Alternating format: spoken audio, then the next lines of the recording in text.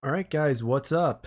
It's Jack, and welcome back to another video, and welcome back to another long commentary. And today I want to specifically talk about one of this year's most anticipated titles, and that's Starfield. And I kind of want to speculate, possibly geek out, and all that kind of stuff. Now, I'm going to iterate this in every kind of long com that I do of this style, and that is that I am not bound just to one company that makes video games. In other words, I'm not an Xbox fanboy, I'm not a PlayStation fanboy, I'm not a Nintendo fanboy.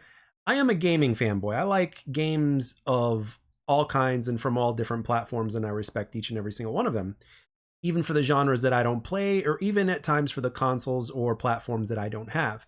And by the way, the gameplay in the background is very recent. It's ripped from the stream that I was recording at the same time. And for those of you guys that don't believe or that are having a hard time believing whether or not casual gaming exists, you will see it in these next few gameplays.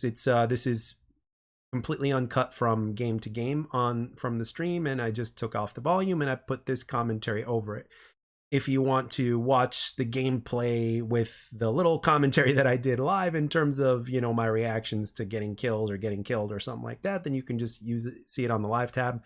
But other than that, everything else that I'm basically going to be talking about is specifically going to be about Starfield in this particular commentary. So let's get into it. So, all right, so Starfield.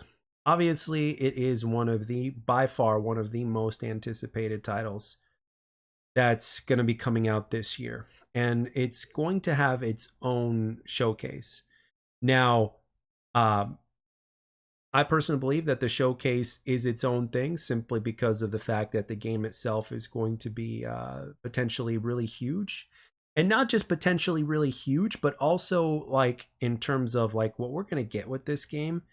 I think it may very well get to a point to where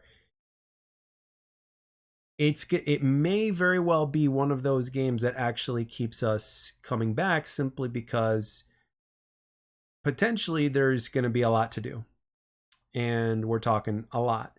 Now, I don't know, at least at launch, I don't know if it's going to be somewhere around I don't know if it's going to be around the same time as um around the same amount of time as Tears of the Kingdom, because like Tears of the Kingdom is one of those games that is just I don't even know if if anybody's beaten it yet, to be honest. I haven't seen anybody's beaten it, but I remember seeing the completionist make a video about it, and he even iterated that it's going to take him a while to complete it, which says quite a lot, right? It does say quite a lot.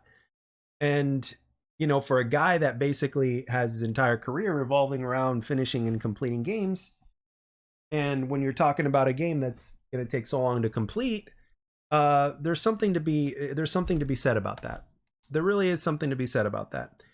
And I like the fact that we get games that can be that long, right? To where you're spending a ridiculous amount of time playing certain games, and not just playing certain games, but literally completing them. Because for those of you guys that are a little bit more casual, I'm just going to explain it right off the bat.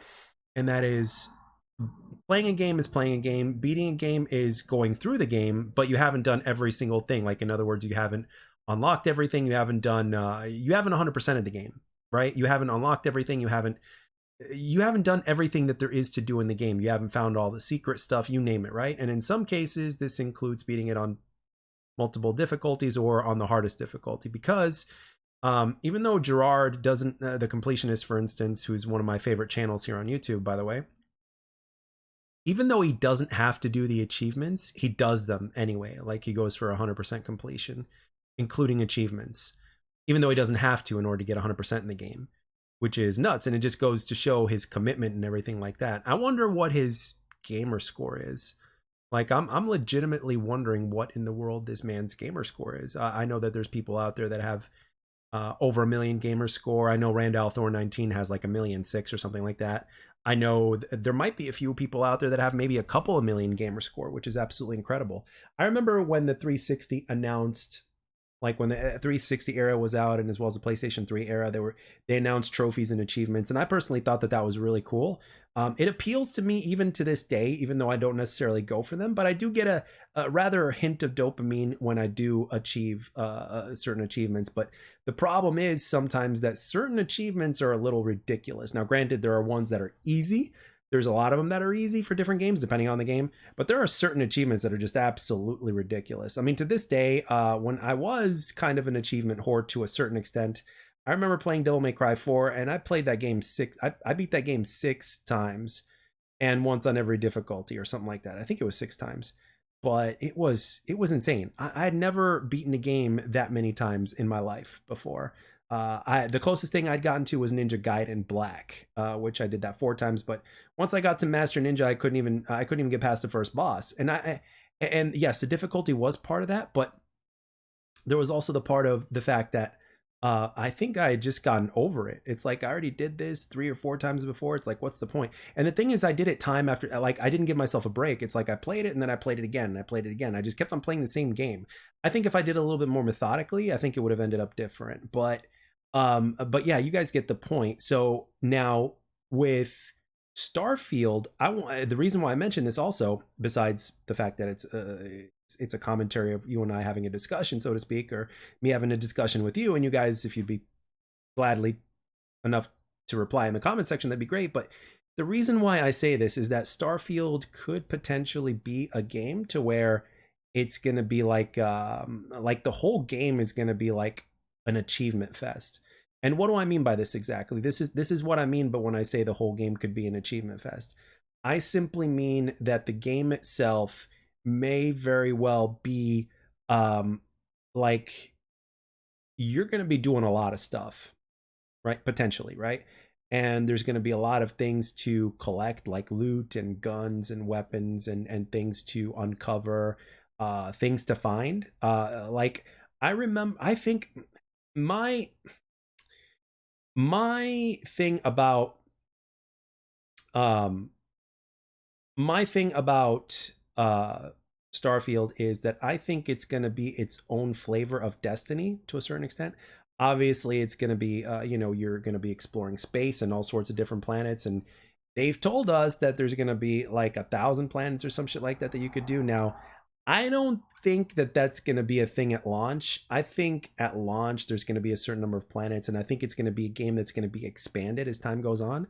I seriously do not believe that the game is going to have like an insane amount of planets for you to explore. However, the kind of planets that you do get to explore and the ones you do get to go to, I think they're going to have plenty of content in them. But the problem is like if you have like 1,000 planets and stuff like that, how are you going to keep that from being too repetitive and boring?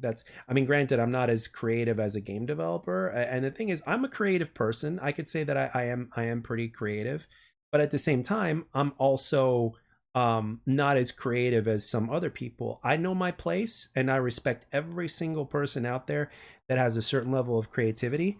And the thing is, like, I have seen and found people in my life that are way more creative than I am. Like it's kind of like if you think you're good at something and then you find somebody that's better, and then they're not just better, but they're like on a whole other level. It's kind of like that.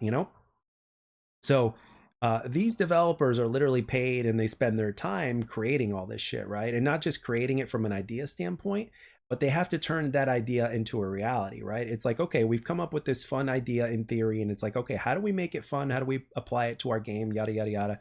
This is what these developers have to do. So in my mind, I'm thinking you're going to have to like upgrade your gun and find different attachments for your gun and grind to get them. But how do you make that grind fun, right? Now, obviously, for games like Destiny, for instance, I remember my best friend, he also told me about the Destiny grind, right? Like some people were complaining that it was too repetitive and there was, backtracking and a lot of going back and replaying the same thing over and over again. And he basically said, he shrugged at it and said, that's what it is. the people don't understand. Most people don't understand that this is part of the game and this is how it works. And when it comes to that, I think that it might be a possibility that you're going to have to do that again with Starfield. Now, the question is it going to be as repetitive as like Destiny was originally? Or and I say originally because I played a lot of Destiny 1 and I played Destiny 2 and I beat it, but I didn't grind and I didn't continue grinding and all that kind of stuff. But anyway, um I wasn't as into it as some of the other people, but the thing is, like, is it going to be like the original Destiny to where you're gonna grind that much, or is it going to be something where it's going to be less grindy?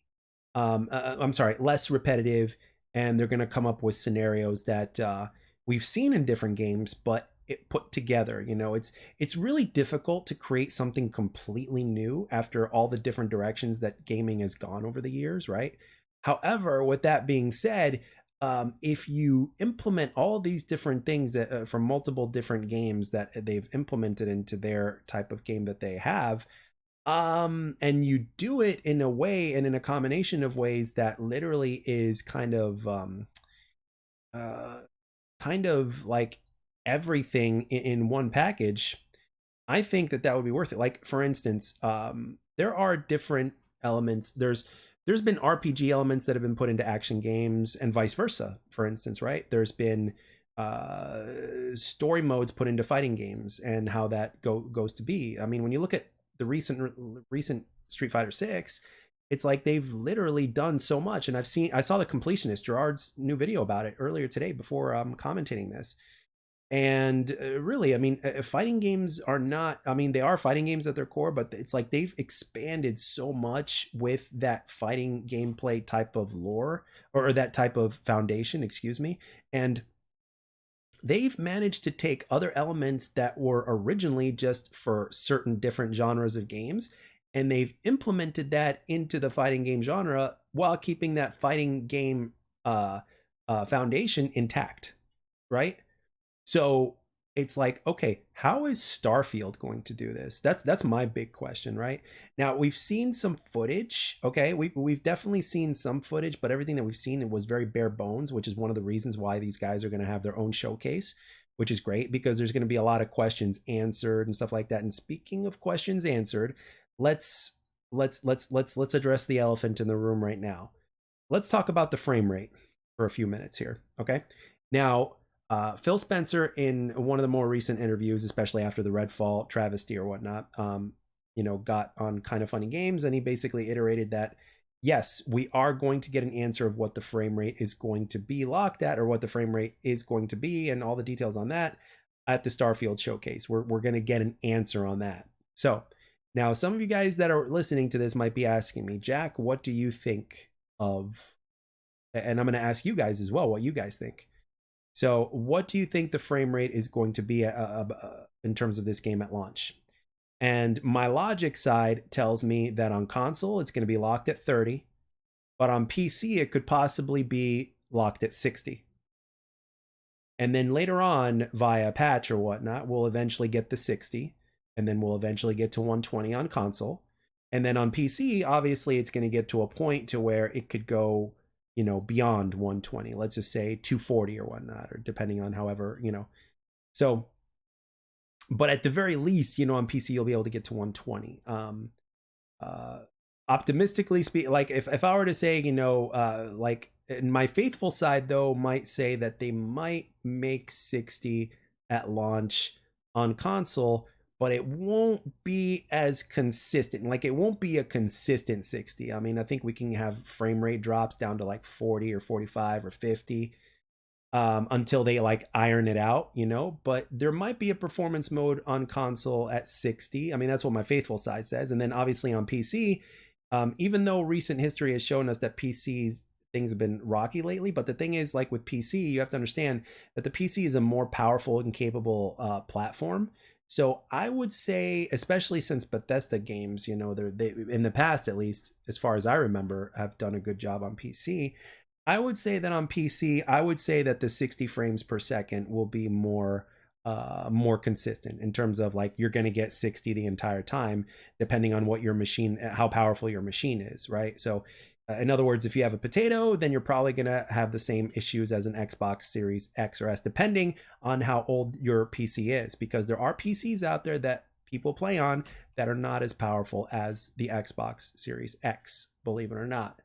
Um, and obviously, if you have anything more powerful than that, then it'll be more capable. And what I'm running is a 3060 Ti with a 12th Gen i5 and 32 gigs of RAM. So, which is more powerful than the Xbox Series X. So, if I were to play it on PC, and if that's going to be the case on PC, then there you go. If it's going to be locked at 30 even on PC, I think that, oof, man, I don't even want to think about that. But at the same time, it's like, yeah, whatever. But here is an interesting topic when it comes to this. Despite the possible frame rate disappointment, regardless of what platform you're playing on, one thing that I do want to discuss is that there is one way, despite this, that this game can actually be redeemable. Believe it or not. Because, even though more people care about frame rates, and even though frame rates are a big thing and all that stuff, I understand it and I respect it. But, and as a person who loves frames and prefers frames, especially in a first-person shooter, one thing that I will say that might make it possible for this game to be redeemable is not necessarily just the graphics, because the director basically talked about how he loves amazing graphics and stuff like that, which could have been hinting at, the visuals being, being really good, which is something that I personally like adore. Obviously we all adore something that looks good, right? But we want it to play well as well. So here is what I'm getting at. The game could be redeemable, even if it does run at 30 on every single platform, including PC. It can be redeemable, not because of its graphics, but because of its gameplay. And this is what I mean. And I know that gameplay and frame rate kind of go hand in hand to a certain extent. However, if the game literally gives you a lot of things to do that are fun, right? That are fun and that are worth it and feel good and play well and make you want to come back and revisit that world time and time again, and make you want to talk about it time and time again, and look forward to future updates of the game time and time again, then that is a very redeemable quality. Because at the end of the day, what is the number one thing about what is one of the most important, what is probably the most likely, I mean, obviously some people have different visions of opinion, and I totally respect that, but what is the most what would we say is the most like important part of a game that you play? And that's the fun factor, right? Now I know that smoother frame rates can increase the fun factor, right? I get that.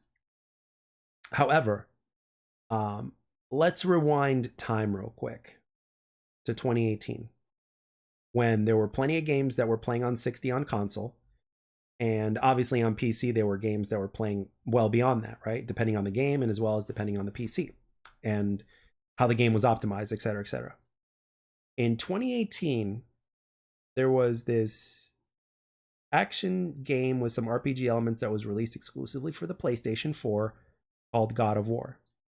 Now that game runs at 30 frames, okay? Unless you're playing on the PS4 Pro, which you could probably beef up to 60 if I'm not mistaken. It either beefed it up to 60, or it just made the visuals better and the game was just, prettier. I don't think they had a performance mode for that. Anyway, so the game ran at 30, okay? But yet, it still made Game of the Year, and people were talking about it, people were playing it, and in some cases they played it more than once, simply because actually, as a matter of fact, I know they played it more than once because they wanted to try Give Me God of War, right? And then they wanted to go back and do all the Valkyrie stuff, even though they might have beaten the game, and they wanted to uncover all the areas, get all the secrets, do all the side quests and all that kind of stuff, because the game was that good, right? Every aspect of it was good. The combat was fun. The what was it? The story was great, but the combat was fun and addictive. And the game was also challenging as well, especially on Give Me God of War. It almost had like Elden Ring vibes, especially when you look at the Valkyrie battles, right? Like the Valkyrie Queen and shit like that. Like seriously, I was underpowered when I faced my first Valkyrie in that game, and I must have played for 2 fucking hours at least before I beat the Valkyrie. But it was very satisfying. But it was also the fact that I figured out the patterns despite the fact that I was underpowered, and I was still able to beat that Valkyrie. And it was the elements that were presented as a whole in terms of gameplay, beyond just the story, but just from a gameplay standpoint and how the game felt, right? As well as how good it looked, because it did look great. Let's face it here. God of War 2018 looked fabulous, regardless of which version of the PlayStation 4 you were playing it on. So, um, now that is what made that game so good. Nobody was complaining about the frame rate, right? I mean, it played at 30, but nobody was complaining. Now, granted, I know that this is a game that's not a shooter, it's an action adventure game and stuff like that. But remember, this was still 2018, okay? In an era to where frames were becoming more important. Okay, we were still like a year or two away before it was supposed to be a thing for console, right? But frame rate's still important. There were more games that were created with higher frame rates, right? So it's like, okay, let's focus on that for a second. Because the thing is, look, there is always multiple ways to view something. And let's look at it from a positive standpoint. If Starfield, in which it's aiming to do, by the way, if Starfield actually manages, like legitimately manages to get the gameplay solid, like so solid to where it feels good to fire your gun, it feels good to shoot at targets, it feels good to shoot multiple targets and to take on this side quest, or to go for this, or to look for that, and all that kind of stuff, and the different types of gameplay that it could offer, or looking for certain minerals and stuff like that, discovering where they are and shit like that, like taking some of the coolest shit from all the different kinds of games throughout history and putting that into one package, for instance, right? It could potentially do that. It could potentially pull a God of War 2018, and it could potentially succeed in that aspect. So now, I for one prefer my shooters, right, to be, whether it's a single player or multiplayer, I prefer a minimum of 60 frames per second. As a matter of fact, at this point, I prefer all my games to be a minimum 60 frames per second.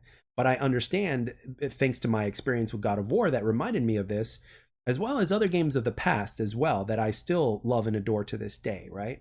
And that we all have experienced, that we all still love and adore to this day, to where we don't really care about the frame rate, or everything else is so good that we just put the frame rate aside and we just look at it kind of like something that's not really painful, but it's just there, right? We notice it, but we kind of ignore it because of the fact that everything else is just so good, right? Everything else is so good that you don't even care to a certain extent, right? So I think that at least at launch, that's what Starfield is aiming for, right? I think it's going to look good, at least according to the director in terms of what he teased.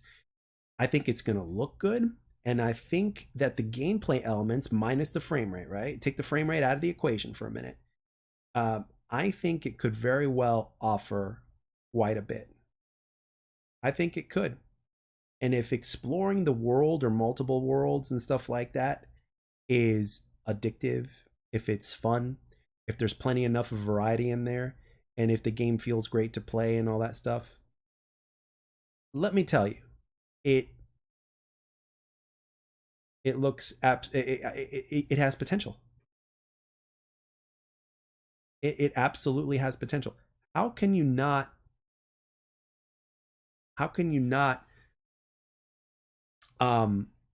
appreciate that sort of thing, right? So as of right now, in terms of where we are, and in terms of where the gaming space is, and in terms of what we're doing, and in terms of what these developers are trying to do, I am going to tell you right now that I am more than willing to give Starfield the benefit of the doubt. And what I mean by this is, like, in terms of the frame rate, I'm pretty much expecting it to be capped at 30, at least on console, and possibly 60 on PC. But in terms of gameplay, though, I am having high expectations. Low expectations about the frame rate, high expectations in terms of how the game looks and how the game plays. And when you have a FPS RPG action type of game in there, it leaves for a lot of possibilities from a gameplay perspective, as well as player choice. And the fact that every single player's experience could be very different depending on their choice and depending on where they decide to go and how they decide to go upon whatever journey they're doing, that right there is where the game, I think, will shine and what will separate it from different games. Now, there are people out there that are just already hyping this game up like crazy. And let me tell you something. I'm telling you right now, even though I'm looking at it from a positive standpoint, I'm not one of these people that's like trying to hype the game up. I'm trying to look at it from a positive standpoint in terms of what the possibilities are. But when you have a game that's been in development for, as long as it has, right, and something that's been hyped up since its, reveal, and the things that people have been, the little snippets of info that we've been getting, and just a tad bit of footage and stuff like that, and obviously with the showcase and stuff like that coming up, that it's going to have its own showcase, right? Apparently, it's going to be so big it needs to have its own showcase, right? And this is obviously a single player game, right? So when a single player game has its own showcase that may last anywhere from 30 minutes to an hour, that's a big deal. That's a decent amount of time in order to not just show the game, but to also give plenty of information in terms of what the player will be able to do in this game, and how are they going to be able to go to these worlds, right? And apparently you can also customize your spaceship, and all that kind of stuff. So when you're talking about customization, right, when you're looking at customization from a RPG standpoint, and I've seen plenty of them, even though I haven't played as many RPGs as a lot of other people might have, I know and I understand the customization possibilities and the modding possibilities from an RPG game, right? Which, by the way, in the future, when modders, do their thing for this game on PC, I think it's going to be like one of the biggest modded games ever, and it's going to be awesome. Which again is great for the community and great for the Starfield game in general as well. But legitimately speaking, my expectations in terms of gameplay are actually pretty high for this game. I'm expected to be entertained from a gameplay standpoint. I'm expecting to be able to do a lot, and I'm expecting a lot of things and a lot of options that are given to me to be fun to do and make me excited just to do them. It's like I want to come home, okay, this is what I want, right? Right now, at this point where I am, I want to come home on a Saturday night because I'm off on Sundays from work, right? I want to come home on a Saturday night after work, and whether or not I decide to go play pool is beyond besides the point, because I enjoy playing pool, and it's a cool thing, and I picked it up recently at like 5 months ago or something like that, 4 or 5 months ago. And besides that, like, in the regular things that I do in my regular life to have a good time, so to speak, right? Let's be real here. We're human, and all humans need a petting every once in a while, respectfully speaking, right? So the thing is that when those things are not happening and I'm just at home chilling, being a lazy ass because I've earned it or whatnot, or if I want to spend my time grinding on the game, I want to look forward to coming home and grinding the game in the same way that I looked forward to coming home and grinding any other game that I had an interest in like this, whether that game was Call of Duty or whether that game was God of War or whatever that was. Like, I remember one time I left work super early, and I had God of War 2018 in my possession, obviously, and I had not, I don't know if I had beaten it yet, but I was just gonna stay home and chill and just try to relax, and I played God of War 2018 all day, and I even streamed it a good amount too back in the day.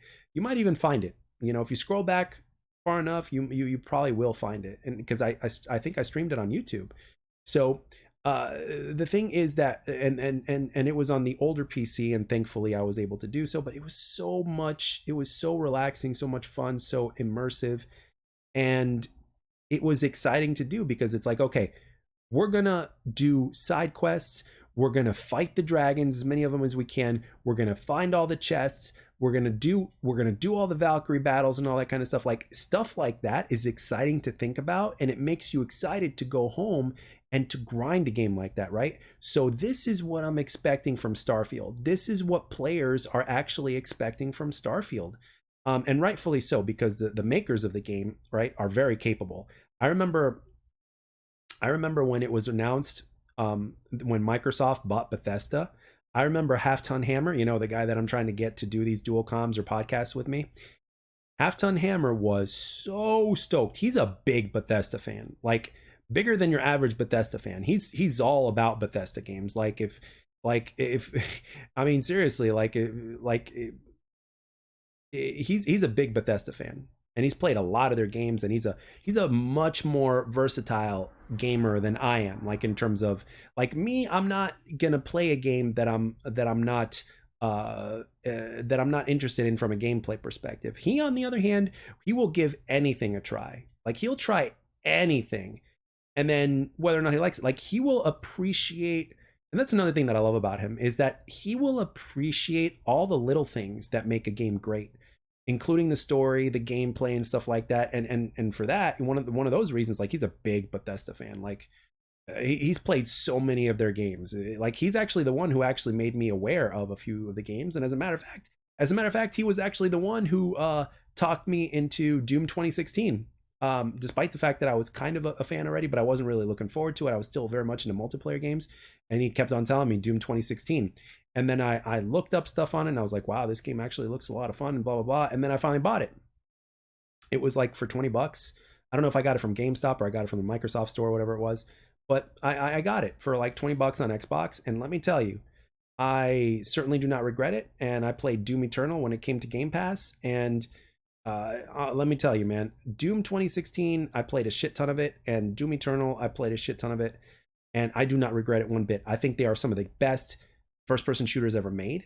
I think from a gameplay perspective, they're absolutely brilliant, and I really appreciate what they did, and I'm very thankful for Hammer telling me that, because uh, I wouldn't have given it a second thought, despite the fact that I've played Doom before and all that kind of stuff, but I was just so much into what I was into that I just, I wasn't as open-minded in that aspect as he was back then, and this was like, I don't know, maybe 5 years ago, give or take. So, well, actually it was like 7 years ago because of Doom 2016. But again, we had talked about, when we worked together at the same place, we had talked so much about games and about movies and all that kind of stuff. We talked so much about it that it was like, it made work a pleasure, right? Because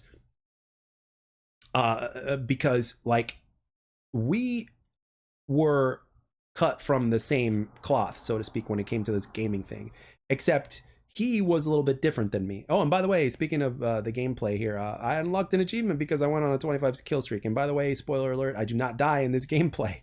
Again, casual gaming does exist, ladies and gentlemen. But anyway, the thing is that, like, when you look at this game here, Overwatch, right? There are a multitude of ways that you can play this game. Overwatch 2, or Overwatch in general, is actually a really good example of what we're talking about here. And some of you guys might be asking, what do you mean? Well, here's the thing. Like, if you are a person who is a defensive player, or you enjoy healing the team and stuff like that, and you could play that if you want in this game. If you prefer to keep your distance and snipe people, you can do that in this game. Like, and all those different play styles and abilities of those play styles and advantages and disadvantages of those play styles are all in one package here in Overwatch. And that's what's so brilliant about Overwatch. I think that's one of the things, if not the biggest thing, that like was so appealing to people about Overwatch ever since its original inception back years ago when it was first announced. It was simply because of the fact that if you play this way, and if you enjoy this style of this type of game genre, guess what? You've got it here. You can do that here. You could play as this type of character, whether they're offensive, defensive, whether it's a tank, whether it's a damage, whether it's a healer, whatever it is. However you want to play, there's something here for everybody, right? And that's the brilliance of Overwatch. And it's addictive. You know what I mean? And it wants, and it keeps you coming back. and it gives you choices and it makes you viable. So and there are team aspects to it. I mean, it is very team focused, but at the same time, um, you play your role and you're providing, your assets to the team. You're being a valuable member of the team. And not just that, there's more to it than that. It's the fact that there's also different ways to play within that are more traditional to games today. Like if you want to play free for all, you can do that. If you want to play team deathmatch, you can do that. You just go under the arcade tablet. This is not the arcade section, and this is not the arcade section, by the way. This is quick play. But you can go under the arcade, you will find a team deathmatch, and you will find a deathmatch, which is also known as free for all. But if you ever go to like a traditional first person shooter and you just see deathmatch, without the word team, it basically means free for all. If they don't have a free for all game mode in there already. But ultimately, this game, and in terms of how you can play it and the different ways you can play it, is something that I think that Overwatch could do, at least in theory, right? And I know this is a multiplayer game. I'm very well aware that this is a multiplayer game, but that doesn't mean that there can't be aspects of this game that can be applied to a game like Starfield. Just like I mentioned earlier in this commentary. Like for instance, let me tell you something else. Like what made Call of Duty so great in the first place? There were challenges you could do and stuff like that, upgrade, unlock attachments for weapons, XP, and challenges. Like XP was something for a different genre of games, right? But all of a sudden they started implementing it in COD, and then COD became, very successful because of that implementation in the way, there's the grind and the prestige and the XP and how you do that. It's like, oh my gosh. And then guess what? Call of Duty became better because of it, and more addictive, and it made the game better, no matter how little it may be, how little of a thing it may be, or how a lot, depending on the innovation of the team that creates the game. It's still something that enhances it in some way, shape, or form. If you're getting a small hint of dopamine out of something that's implemented into a game and that's put in there, even if the idea originally came in from another game, guess what? It's great. I mean, this is why things like progression systems and difficulties and side quests and varying ways of playing are so damn important. And I think that Starfield is literally going to be taking inspiration from multitude of genre of games. If they're going to be so ambitious to say that you can explore like 1,000 planets or something like that eventually, right? And this is an RPG forward slash first person action shooter or whatever it is, like they need as much content and variety as they can get, and tons of it. They need to have a progression system that is like going to be taking a while to get to the max, if there is a max, right? And on top of that, there's going to be a lot of things that you're going to have to max out, right? And a lot of things you're going to have to find and do side quests and stuff like that, grind for minerals and all sorts of different shit, right? It's like if you want this weapon, or if you want to make this weapon do this, you need to do this, and you need to go out of your way to this place to do this. And you're going to have to do things like side quests or fight certain bosses and stuff like that. You know what I mean? So, and that's another thing I want to get into. What about boss fights? Boss fights are really unique when it comes to games. And we're not just talking about first person shooters or even action adventure games. Like bosses are awesome. Like even when you look at Metroid Prime, the bosses of Metroid Prime, or when you're looking at bosses from a different type of genre game like God of War, or bosses can vary in size and in terms of how you play them. Like, and the same thing goes with enemies. Like the enemies have to be they can't be pushovers, but they can't be too easy either, and they have to challenge you from a gameplay standpoint that doesn't make them boring, right? Like when you look at a multiplayer first person shooter like this one here, what am I doing time and time again, right? I'm shooting at targets, but it's fun shooting at those targets. Now, why is it fun shooting at those targets? I'll tell you why. Because it's a challenge to shoot down those targets and to get those headshots and to get those precision shots and to finally take down your target, right? They need to nail like the dopamine effect of taking down a target in multiplayer that's controlled by another person, and they need to like make it to where it feels just as good from a single player perspective, right? Easier said than done, but with that being said, I believe it can be done, right? And as a matter of fact, I will go as far as to say that it has been done. there are games that have done it. Destiny has done it. Like actually, this game here, Overwatch 2, was supposed to have a PvE mode, and the fans of Overwatch 2 are not happy that it was scrapped or whatever it was. So, um, that sucks. I mean, I'm glad obviously that Overwatch 2 exists. Thank goodness.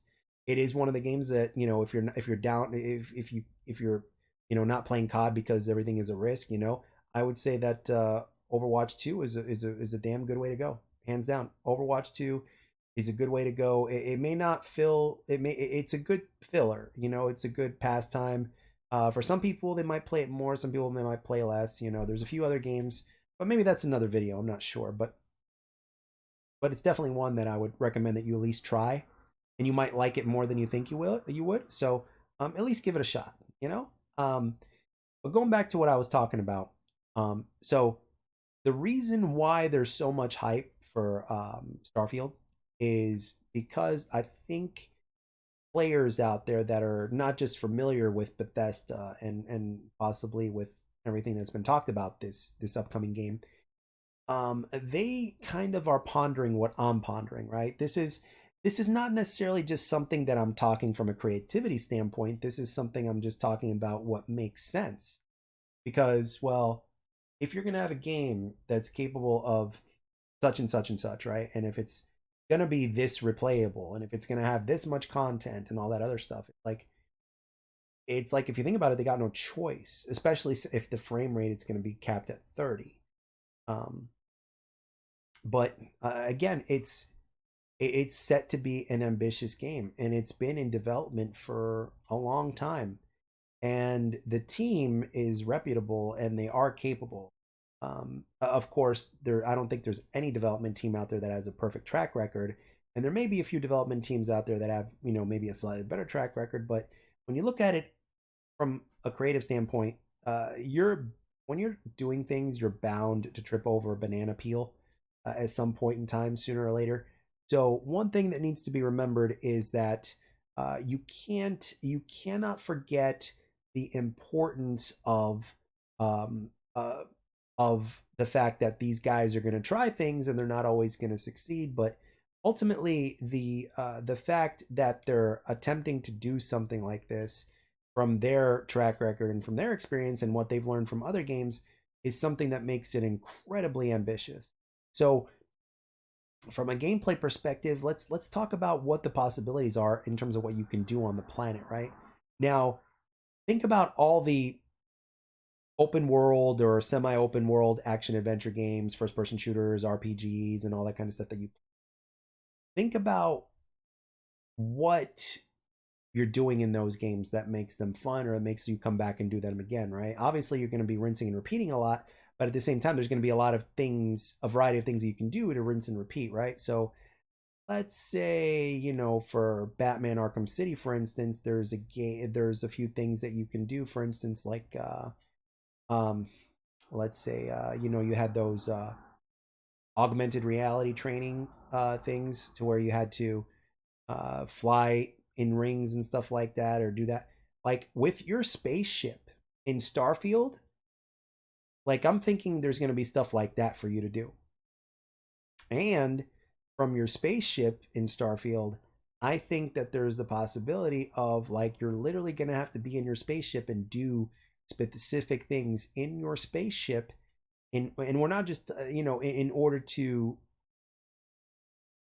um unlock certain things, in order to find certain things. I think the gameplay is not just going to be limited to a first person shooter. I respectfully believe that the gameplay itself is actually going to be a multitude of gameplays. I think there's going to be a little bit of space combat training in there. Well, space combat, like I don't necessarily mean dogfighting, but I mean kind of like dogfighting because, well, what if you could pull a Star Wars for a second? And what do I mean? What if there's an asteroid field out there and you have to successfully navigate it and destroy certain asteroids and survive all this in order to get to like some loot or something like that, right? Or in order to get to a boss, right? Like, or if there's a boss that's just like within an asteroid field. Think about that for a second. And all you're doing is dodging asteroids that are coming at you and firing at them as a form of defense, right? Think about that for a second. Or like, let's say, like, remember what I said about the Batman Arkham City augmented reality training? Imagine that. Imagine an augmented reality training to where you're going to have to fly through rings and you're going to have to practice your maneuverability in different ways that will challenge you. And oh, what else? Think about some of the games you've played ever since you were a kid, especially if you're my age. What about time trials? What if there are time trials to where you have to get it done in a timely manner in order to get such and such loot, right? And if you want even better loot, not only do you have to complete a time trial, or maybe there's the option to like literally do it at a certain difficulty. What if multiple challenges have multiple difficulties, and the harder the difficulty you do it, the more loot you get? Not just the more loot, but the more like good stuff, like the legendary stuff, things like that, right? Imagine that. Or the same thing with the boss battles. Think about that for a second. What if the game were to actually reward you to where, like, let's say a boss is a level 36, for instance, right? And you're like at level 10. But what if the game were to actually challenge you and make it possible for you to beat that boss and at your lower level and reward you for it because you're a lower level? Imagine that shit. Or imagine if that was not just an in-game challenge, what if it was an achievement and all that kind of stuff? Think about that. And all of this that I'm saying here is just the tip of the iceberg. That's just the tip of the iceberg. Let's continue on. Like, what if you need to combine all these elements together, like to where you have to do it in a certain amount of time and you have to do it like perfectly. You have to do it at the hardest difficulty and so all that kind of stuff to get the ultimate reward, which would also show off if you could see other players in this world, right? Through the online capabilities, even though it's not multiplayer. What if you got this customization option or this version of a weapon or something like that, and you can literally show it off and it's like, wow, this guy did this. That is very hard to do. And what are these elements inspired from? The first thing that comes to mind is Crash Bandicoot. Like all the different things with the time trials and shit like that, like Crash Bandicoot is one of the first games that comes to mind when it comes to this. In order to get the relics and stuff like that, like you have to do this. It's like you have to beat this level in a timely manner, or you have to beat this level without getting hit once. That's another thing too, where it's like, okay, like you want to get this, don't get hit. And imagine being the ultimate badass and doing all these things in one run, to where you beat the time trial, you did it at the hardest difficulty, you didn't get hit. It's like, that is hard. That is hard. And it's all single player. And they can do this in separate challenges to where you can just do one at a time. And then if you do them all at once, obviously you get the ultimate reward. So these are all elements that are inspired by games that have been brought to us throughout history. So it's like, okay, and they obviously have to give you a good reason to do it, right? Because the rewarding is everything, right? Like Call of Duty, one of the reasons why Call of Duty became so big, especially with Modern Warfare 2 and COD 4 and everything like that, is because you were rewarded in XP and all different kinds of means for doing what you did. Like, right, like for instance, if you like in Halo, there wasn't much of a reward system if you got like 3 kills in a row without dying or something like that. But I mean, if you did it with a certain period of time, you'd get a medal. Double kill, triple kill, always great. But it's like, okay, Call of Duty, they took that to another level and they reward you by XP, and then they took it to a whole other level by not just rewarding your XP and medals and stuff like that, but they also implemented the streak system, which is, what is the streak system? It's a form of reward, ultimately. That's why people love it so much. So what Starfield really needs to nail, in my humble opinion, is they need to nail the reward aspect, right? They need to they need to nail both sides of that coin. It's like they need to reward the gameplay aspect, right? It needs to be innovative. It needs to have plenty of variety and fun and stuff like that. It needs to feel good to do, but at the same time, it needs to be rewarding as well, right? Because if it is rewarding, and if you are giving these players, all these possible rewards for doing what it is that you want to do, it's like, okay, now that is where the game is going to shine, by giving you a shit ton to do and a shit ton of rewards to get. Because like, Oh, what are you doing this weekend? Oh, I'm gonna grind some Starfield. I'm gonna grind. I want to go home on a Saturday night and I want to grind Starfield until I can't keep my eyes open anymore. I want to do it on stream and I want to do it while talking with other people that are either playing the game or they're just watching along or whatever it is that they're doing, because I also get people that are from overseas as well and they have a different time zone, right? And some of them might even be at work, some of them or some of them might be at, just doing whatever. So the thing is, like, I want to have that, ultimately when it comes to gaming, what is the one of the things that you treasure? It's the experience, right?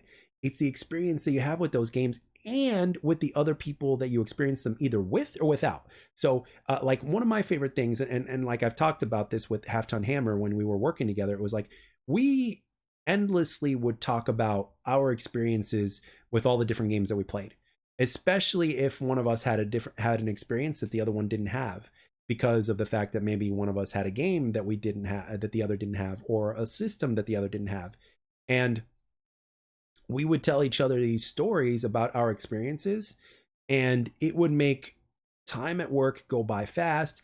And then the next thing you know, we would be at home and we would just be chilling, doing our thing. And every once in a while, we would send each other messages as well, because most of the time we would just talk to each other at work because we were at work, right? So we worked together. So it's like, and then every single once in a while when new gaming news would come out about a game that we would be excited about or whatever it is. And to this day, this still happens.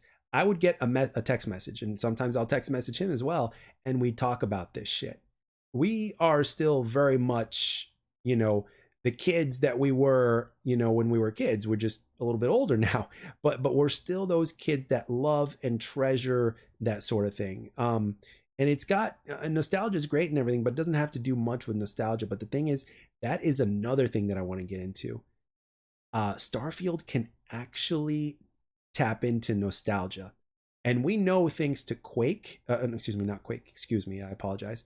We know things thanks to the a couple of remasters that came out recently, specifically Resident Evil 4, which, by the way, Halftone Hammer is a very big fan of that, and I have no doubt in my mind that he has that game, as well as another another game that he's a big fan of, and I have no doubt that he's got the game as well, Dead Space Remastered, right? So I have no doubt whatsoever. And if he didn't get the game, I pretty much guarantee that his wife got it for him on his birthday or on their anniversary or whatever it is when they were exchanging gifts. I can guarantee you.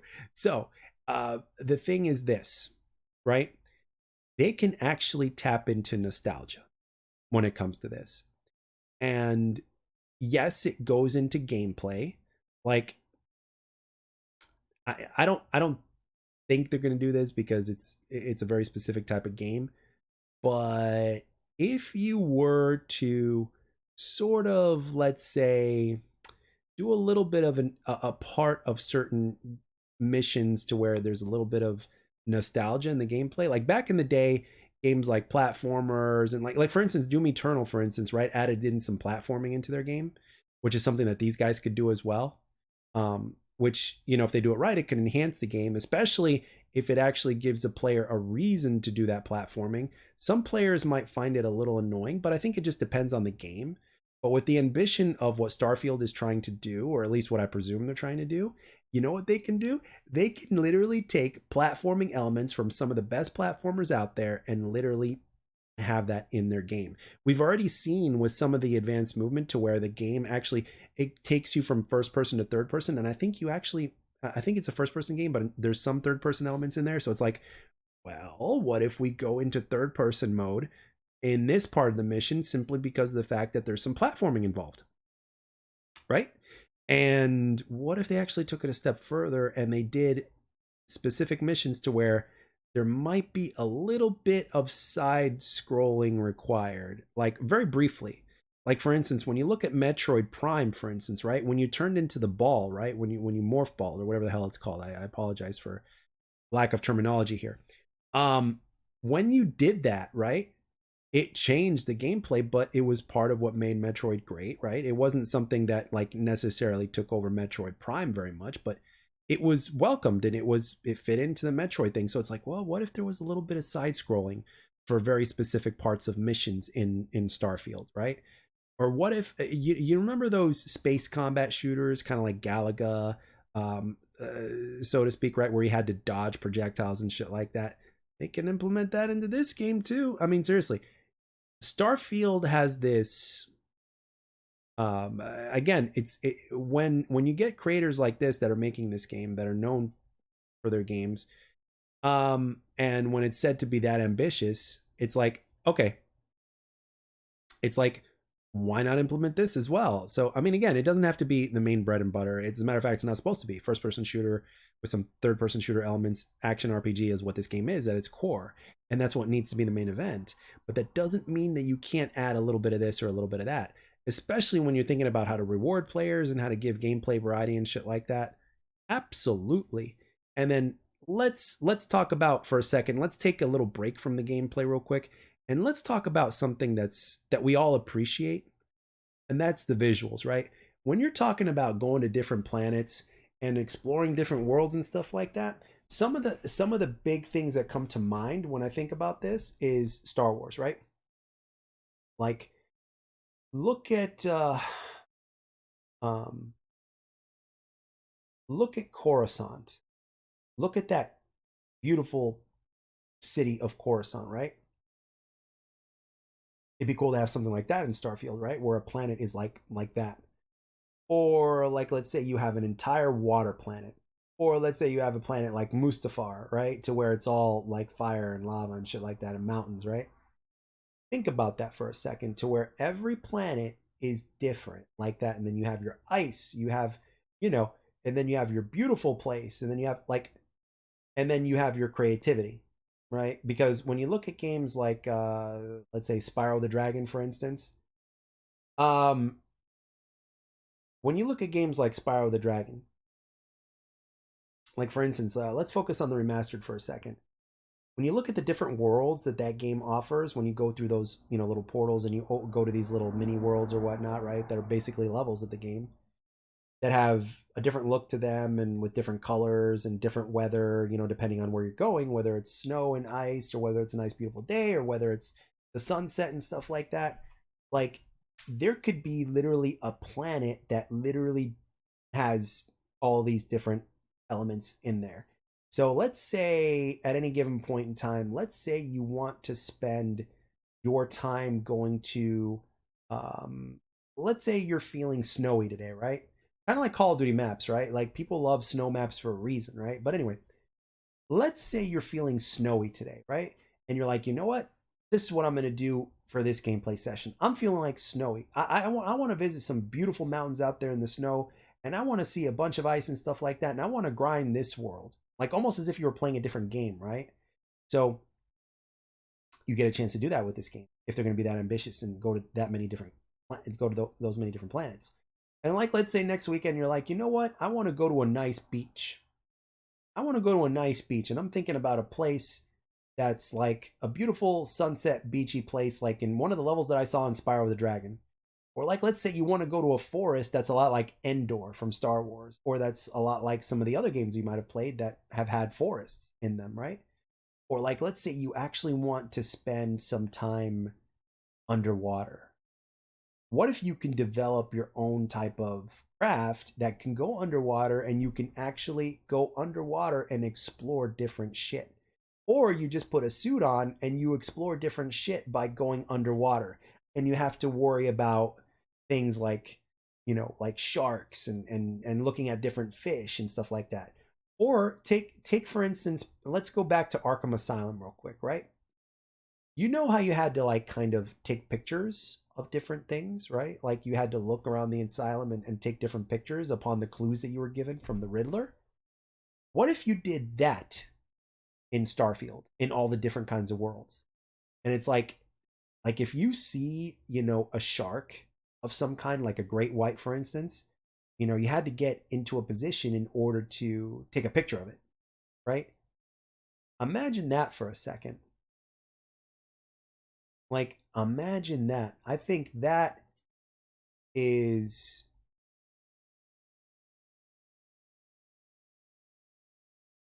incredible.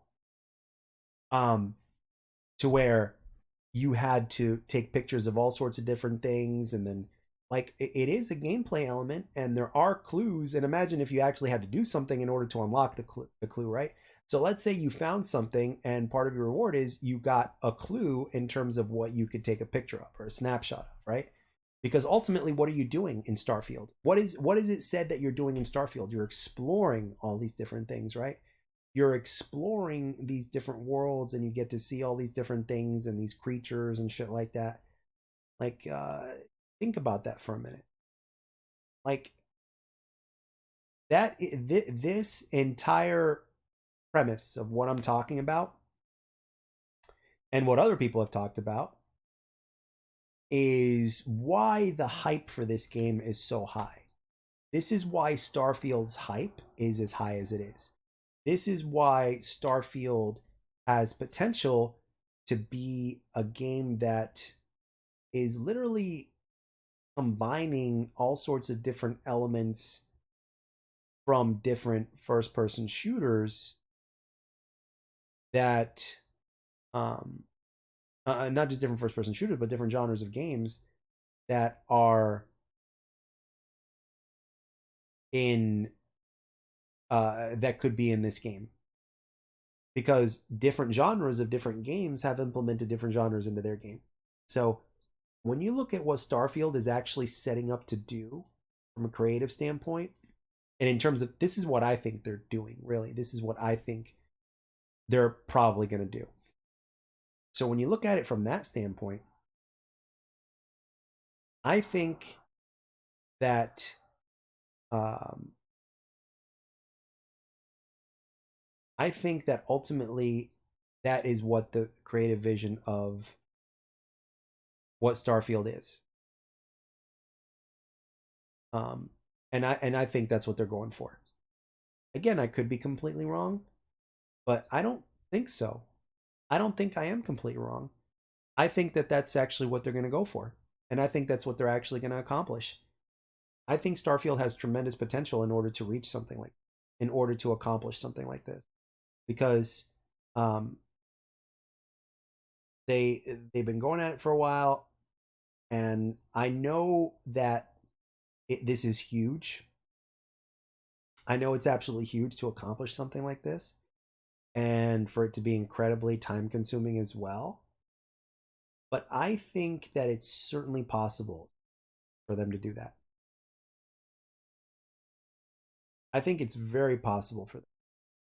Um, and eventually, it will get to a point to where um, the frames will eventually increase, and there's going to be a lot of. I think there's going to be a lot of post content for this game. I think Starfield is going to have a lot of content. I think it's probably going to come in the form of expansions, probably, because the game's just going to be absolutely huge. But the game needs to have a really good first impression. That's part of the challenge, right? The game needs to absolutely positively have a good first impression, because if it doesn't, then Microsoft is going to be in a whole load of trouble, and a lot of gamers are just not going to trust them ever again. Really, they're just not. And when you've got games like that are existing now that are in the form of Zelda Breath of the Wild, Zelda Tears of the Kingdom, Super Mario Odyssey, just to name a few. You've got God of War 2018, you've got Horizon Forbidden West, you've got, all these different kinds of games. And then, of course, you've got anything that Kojima makes.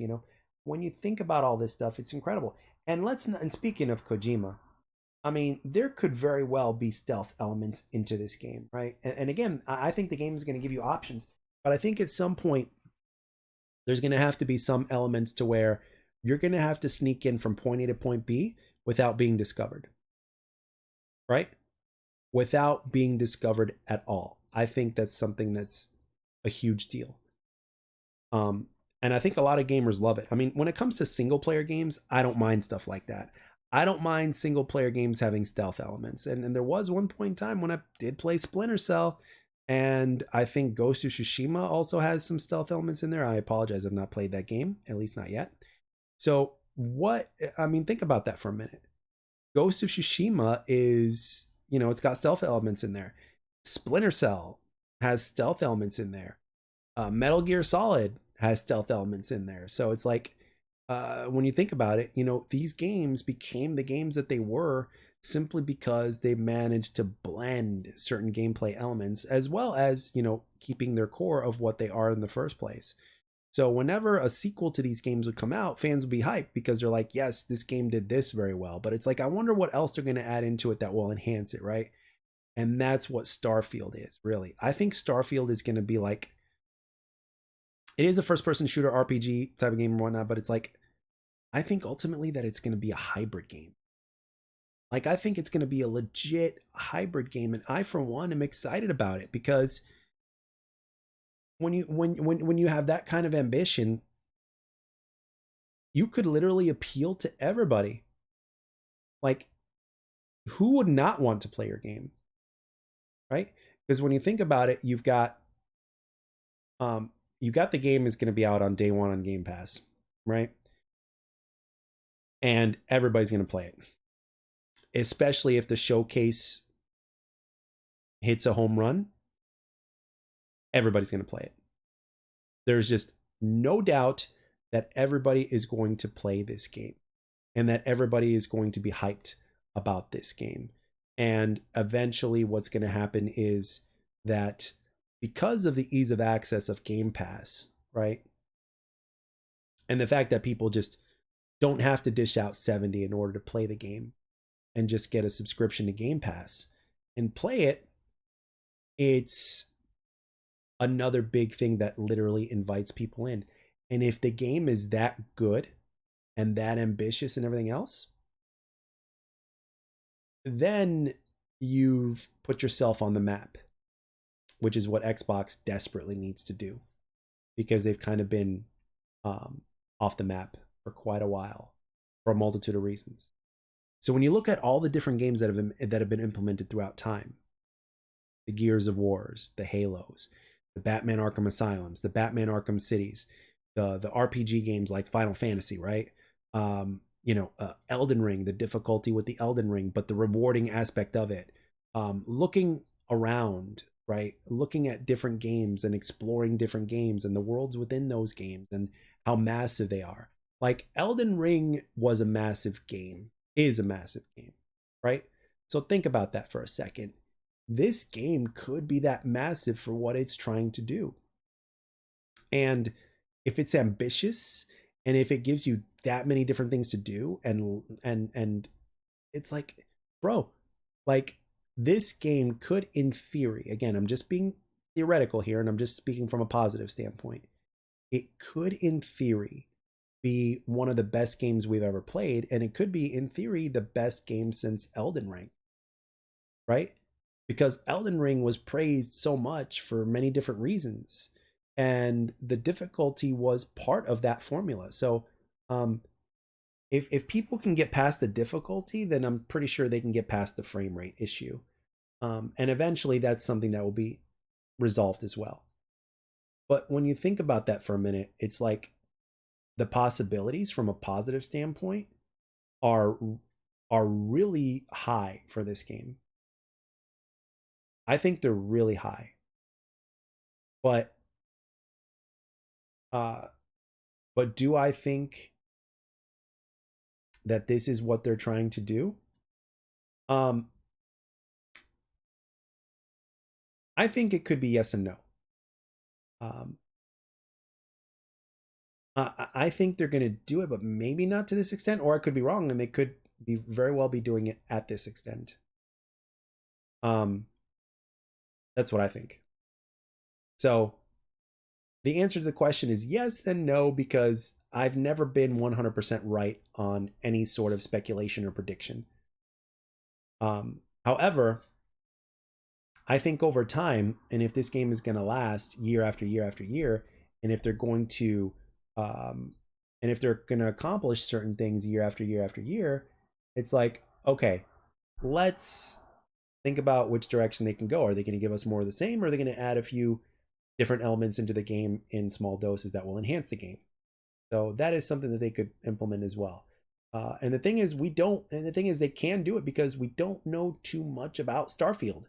We know very little about Starfield. So when you think about it, it's like this game, there's so much we don't know about it.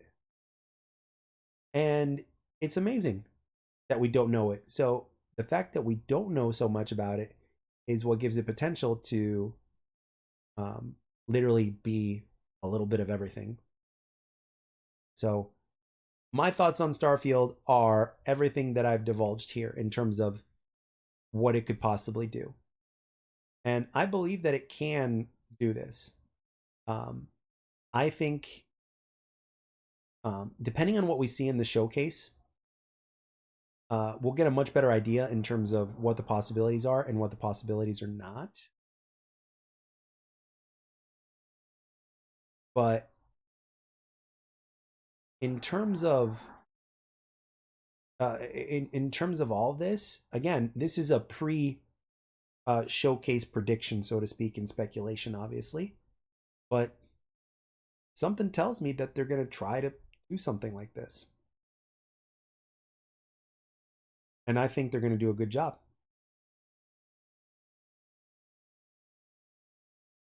I think they're going to do a good job. I'm actually optimistic. I don't think it's going to have a release like Fallout 76 to where everything was a mess, but it ended up getting better later on, as far as I understand. It released an absolute mess, and then later on it was completely different. Like they ended up fixing it and all that kind of stuff, or whatever the deal is. So I think that the game can very well succeed in that vision that it's trying to achieve. Um, Now, with that being said, um, we have to be cautiously optimistic, right? Because of the reality, because everything that I just mentioned, even though it certainly is possible, it's kind of a fantasy, right? The fantasy of a gamer that is myself, and put together with the optimism of what this game could possibly be. Um, can a game at some point in time accomplish, everything that I've mentioned? Absolutely. Um, it might be Starfield, but at the same time, we have to imagine that it might not be. But with that being said, does that mean that the game might be bad? I mean, there's always a possibility that a game could be bad, but I don't think so. I don't think so. I think the game is actually going to be pretty solid, and I think it's going to be very worthy of um, the Xbox brand. I think it's going to, like, when people think Xbox, for the longest time they always thought Halo, right? When people thought, and then later on Gears became a thing. So Gears became a thing, and then we've had a little bit of everything, and then now we've got like we have, when it comes to Xbox, we've had a lot of meh, right? With a few nuggets of gold here and there, but nothing major that stands out. And now we have this opportunity to where Starfield could stand out and be that next game that does this. So what do I mean? Like, we've had Halo, then later on we had Gears, and now we've got the upcoming Starfield. And I think it could very well potentially be that game that has an impact that Halo did back in when it was coming up.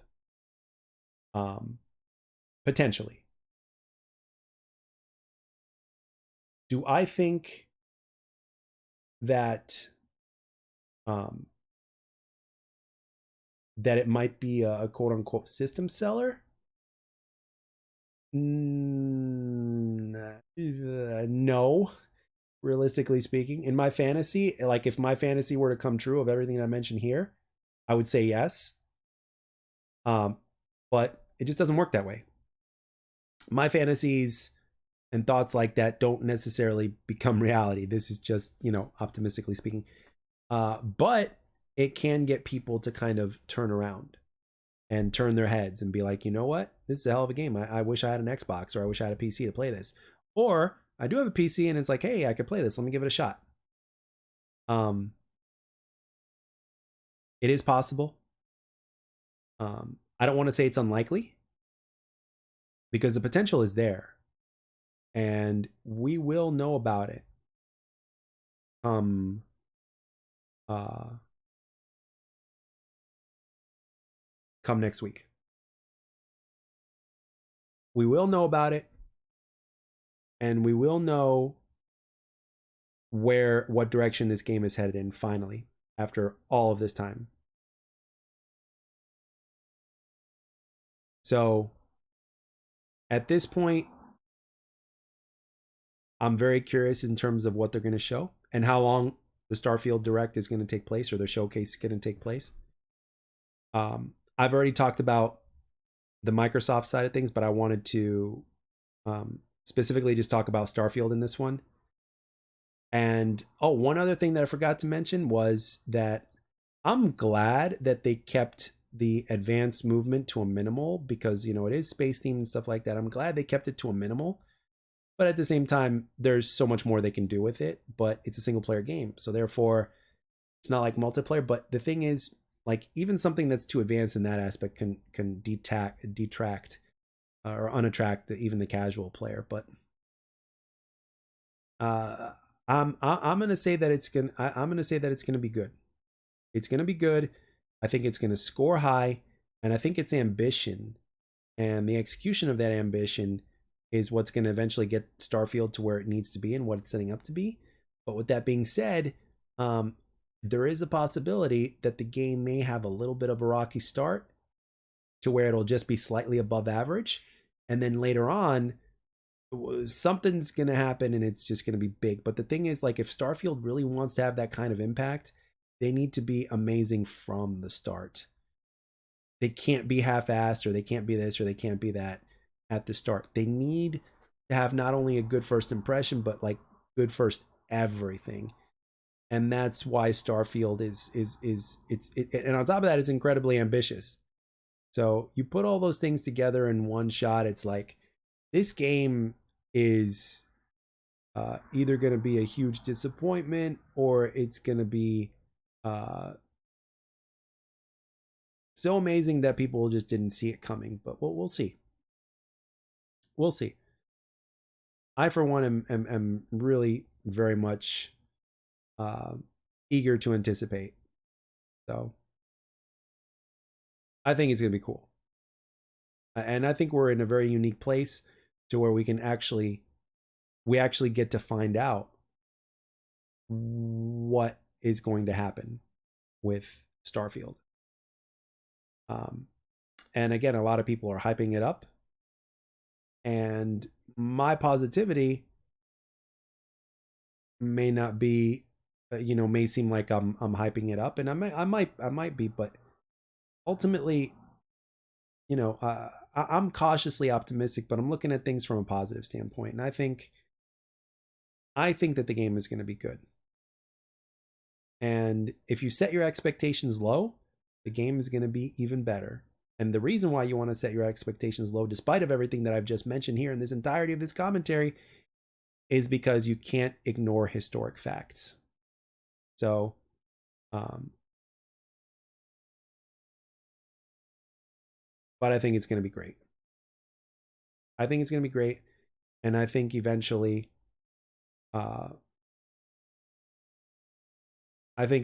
it's going to be awesome. So maybe not right away, but at some point it will be. And let's hope it starts out great. And then, future DLC and stuff like that, I think it's gonna be cool. So if anything, Starfield at the most, or at the least, is going to be an answer to Destiny. Even though Xbox has access to Destiny, I think it's going to be Xbox's exclusive answer to Destiny. And I think they're going to also take what Destiny did and just try to amplify it. That's what I think. And we've talked about that earlier. So those are my thoughts on Starfield and my optimism towards it. And I like the fact that it's a single player game, because it could take the best elements of single player games and multiplayer games and put them into one. And the fact that, you can have a whole social space and just talk to many different people and experience things together, as well as alone if you choose to do so. So again, many different optimistic things to consider when you're thinking about Starfield and the possibilities. And that's what makes this game so hype worthy, is because of the amount of possibilities that this game may be, or what this game might try to achieve. So those are my overall thoughts on Starfield. Those are my hopes, and as well as my Starfield fantasy, so to speak. But let me know down in the comment section what you guys think, for those of you guys that listened along. And I know this was incredibly long, but I wanted to have a discussion about Starfield, and here it is. So I hope you enjoy it, and whatever else that you're doing out there, or whatever else you've been doing, I hope this helped pass the time. And at the same time, I hope it hyped you up for Starfield. Not necessarily just for the sake of hype, but just for the fact that, hey, we actually might get a game that's that hyped, and it will be 100% worth the hype. And it will actually back up its in terms of what it's trying to do, its ambition, so to speak. So anyway, that's what I got for this one. Let me know what you think, and what your hopes are, and what you specifically want to see, and what you're specifically looking forward to with Starfield, and what you think. Even if it's something that's very critical, or a lot of criticism, please, by all means, let it be known.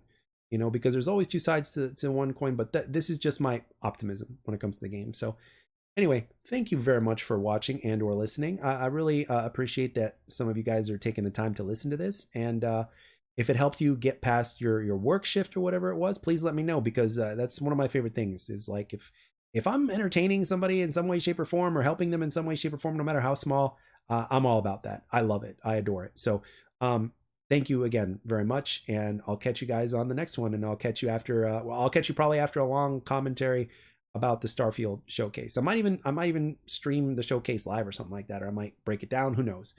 But thank you very much. I'm looking forward to it. I know a lot of people will be watching, and let's hope that we all end up happy and even more hyped, and hopefully our speculations will come to light in a good way. So catch you guys on the next one. See ya.